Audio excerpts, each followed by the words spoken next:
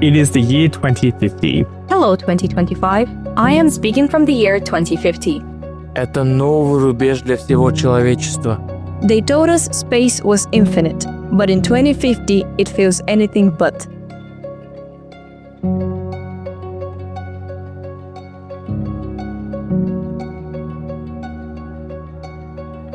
The laws of space have grown, but our ability to enforce them, not so much. The moon is no longer a distant outpost. Autonomous mining drones, wireless energy transfers, and orbital logistics hub. It's a new normal called lunar operations. Que al mirar el cielo, ya no vemos estrellas, lo cual no solo representa uma perda da beleza del cosmos, sino também uma advertência. Norte da África, onde comunidades rurais enfrentam surtos crescentes de doenças respiratórias e contaminação hídrica. A causa? Fragmentos de satélite de mineração espacial caíram em áreas habitadas.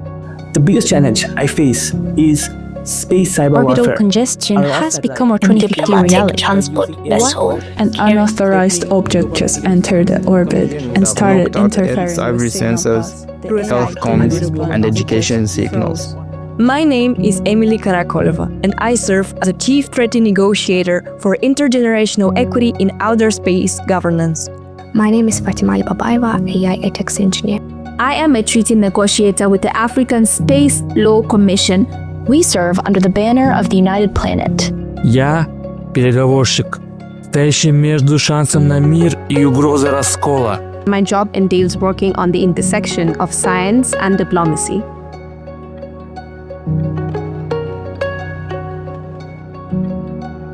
So we have introduced the Lunar Operations Security Protocol, a legally binding framework built around 3 T's. First, treaty enforcement and force deployment. Second, transparency. Third, trust building. Which is an international space sanctions tribunal and is empowered to deliver non-military penalties for violations such as launch bans, orbital license freezes, and liability levies. Lunar pays bonds triggered automatically. Orbital slot dividends reserved capacity for emerging states.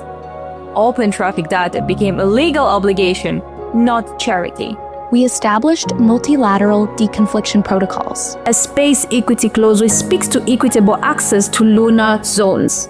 Azure ensures that every human mission beyond Earth orbit has verified return options. We have created something called the Orbital Code, a global set of rules for how satellites operate and communicate.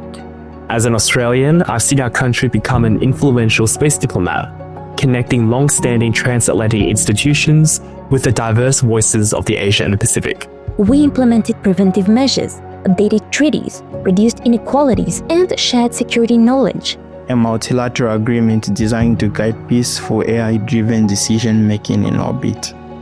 The protocol triggered an emergency orbital, temporarily freezing the trajectories of high-risk satellites.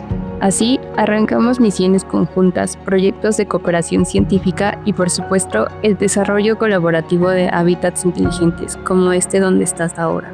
Outer Space Treaty, which enforces transparency, bans space-based weapons, manages orbital debris, and guarantees fair access to space benefits for developing countries.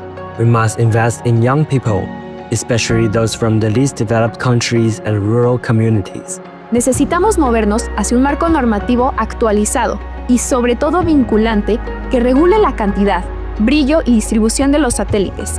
So here we are, 2050.